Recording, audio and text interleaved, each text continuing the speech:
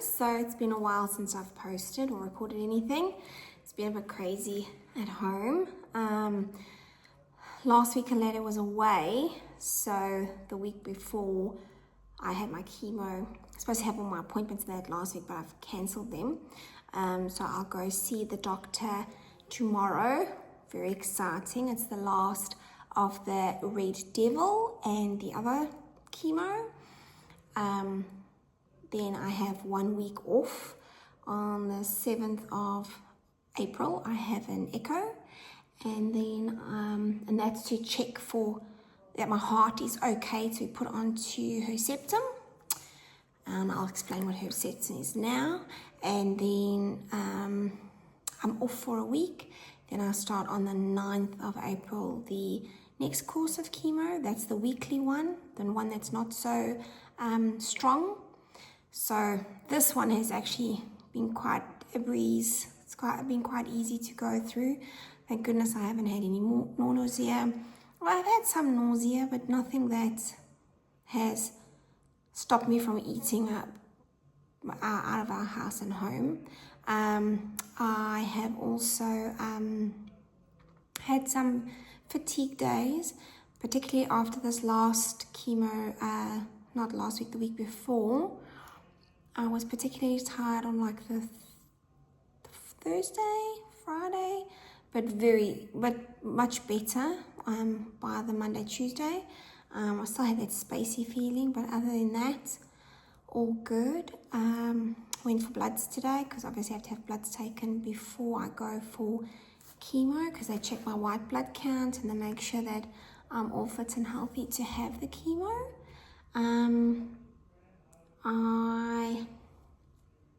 So much to tell you. So what's nice of them is that they've actually booked all my weeklies right through until the end, my chemos, so I know when they are. And they moved the ones around for me for Easter time, so we can drive up to Goldie and go see our family up there, which is going to be nice for Easter. Can't wait to see them. What else can I tell you? Oh, okay, so let's get down to business. All right, so I got a call back from the genetic center, and good thing I don't have I don't have the bad gene mutation. Bad news is I still do have a gene mutation, but it's not one of the normal ones, which is even more strange. Anyway, she said that the gene mutation I have is called the ATM, right? I do need to also check back in a year or two with them so that they can recheck my genetics, because I don't know if it was very conclusive, but needless to say, she said that it is a benign genetic mutation, but it still puts me at moderate risk. So puts my sisters and my kids at moderate risk. So like they said that my sisters should just continue with my family should continue with their breast screenings, between the ages of 40 and 50, and continue with them. And then because we are at moderate, my kids and my sisters are at moderate risk, my kids would need to start getting tested, doing their PAPs, mammograms from the age of 30. So originally, if I had the BRCA gene, they wanted them to start getting tested at the age of 25, but now it's at the age of 30. Good news is that she said it seems like, according to them, I'd still need to just check with my oncologist and my breast specialist. It wouldn't be an invasive surgery, so it would just be a lumpectomy. So it would just go in, remove that lump and the one lymph node, and be done with it. She said that I do have a 20% reoccurrence over my lifespan. She said that's very, very low, so that was good. So 20% is very low, so it's technically the same percentage as the normal average woman. So that was good to hear at least. And then, so that's all good. So she phoned us at least and she gave us that information, and then she'll write a full report that will be sent through to my oncologist, gets sent through to my whole team looking after me. So it goes to the oncologist, it goes to the GP, and it goes to the breast specialist, and I get a copy of it, which is great. So the next week, well, the next surgery, the next chemo is the phase where we're in the TH phase. It's for 12 weeks, and I get that weekly. Then we stop, then we do surgery, and then once we've finished surgery, just based on what we're going to do, then we either do targeted alone or we do targeted plus radiation. We'll just see how that works. And then going back to Herceptin, right? So Herceptin is something, so that's the H in the TH. Herceptin is not a chemo. It is a hormone drug. However, how it works is that it attaches to the hormone, the HER2 hormone, and it actually hormone cancels, and it actually destroys them. It targets them for being destroyed. So that's what we are at now. So now the AC, the Red Devil, that was to shrink it and kill it, right? Because what we are doing now, it's called advergent treatment. So we try and kill it and reduce the size before surgery. So then the Herceptin will then continue to do that, plus the other chemo that I have. Those ones at least won't. They said that for those ones sitting in the chair, I should only be sitting in the chair for maybe an hour.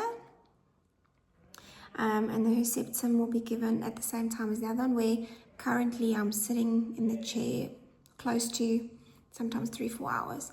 So that's going to be a lot better, seeing as it's every week. So this is only going to be like maybe 2-3 hours out of my day instead of 4-5 hours out of my day. Because I literally go, drop the kids off at school, then I come home, maybe grab my drink bottle and whatever, and then I drive to the hospital, and then I get there at 10, and then once I've gotten there at 10, they see me, give me my steroids, all of that, have my chemo, and then I'm only done and out of there I get home about 1:30. So it's a long day. So hopefully it'll be a lot less now with that. So that's good. Then what else can I tell you? I got 2 really nice wigs, and let me tell you something. I will actually do another video and put them on and show you the benefits of actually going to a wig place. Like, it was very amazing and lovely that my hospital have a wig library, and it's very minimal cost, and then once you finish with it, you give it back, and then you get your deposit back. But the problem with the wig library is that they don't cater for, not that I'm very young, but I'm saying, like, they don't cater for younger. Like, you can, even Eladio, when we go to my chemo, I am the youngest there. We've seen once one girl who was younger than me, but other than that, there's nobody my age. Everyone looks all retired. Anyway, so those wig clinics are basically all the older ladies that have got wigs, and they now no longer need them, so they've donated them to the wig library. So the one wig I got, my kids told me to never take it out the bag again. Makes me look old. And Dakota says she doesn't like it. So I thought I was going to go blonde. So I thought, okay, I will test it out. Let's go blonde.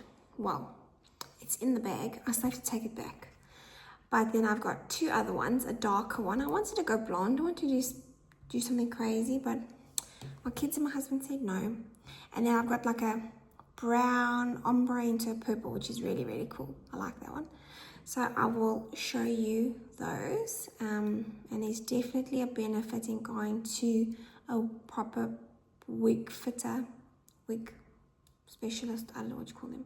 And I managed to find a really well-priced one around the corner from where we stay, which was cool. So the girls went with me one day and we went wig shopping, and they actually chose the 2 that I've got, which is nice. What else? So with regards to the Herceptin, the oncologist actually told me that there's another medication, Projecta. It is basically the sister or the cousin, should I say? She said cousin, of Herceptin, right? However, it's self-funded, which means that it's not been approved for the government use or whatever. But my oncologist said I should give it a go and call my health insurance and see, maybe they're covered. Anyway, called my health insurance, and the guy that helped me, or the guy that took my call, was absolutely amazing. He was really, really lovely. He actually said to me that